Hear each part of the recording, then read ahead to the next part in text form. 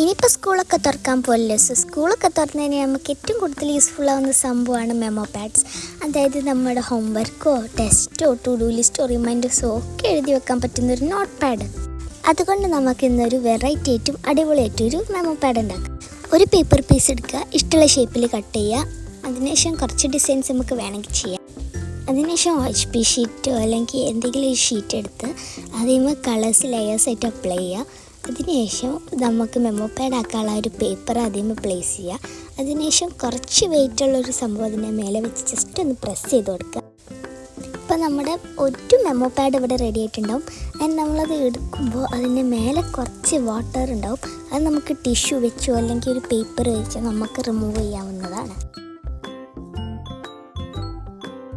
ഈ സ്റ്റെപ്പ് നമ്മൾ എല്ലാ പേപ്പറുമ്മലും ഫോളോ ചെയ്യുക. അപ്പോൾ ഇതേപോലത്തെ നല്ല അടിപൊളി മെമ്മോ പാഡ്സ് നമുക്ക് കുറേ കിട്ടും.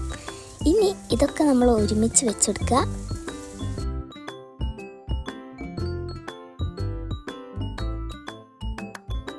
ഇനി ഒരു സൈഡിൽ മാത്രം നമ്മൾ ഗ്ലൂ അപ്ലൈ ചെയ്ത് കൊടുക്കുക. ഗ്ലൂ അപ്ലൈ ചെയ്യുമ്പോൾ ശ്രദ്ധിക്കുക, ഒരു സൈഡിൽ മാത്രമേ ഗ്ലൂ അപ്ലൈ ചെയ്യാൻ പാടുള്ളൂ.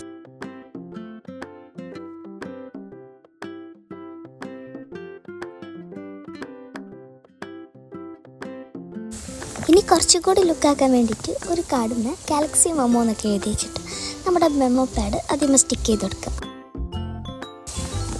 ഇത്രയേ ഉള്ളൂ. വളരെ സിമ്പിളായിട്ട് നമുക്ക് ആർക്കും ഉണ്ടാക്കാൻ പറ്റുന്ന ഒരു മെമ്മോ പാഡ് ഐഡിയ ആണിത്.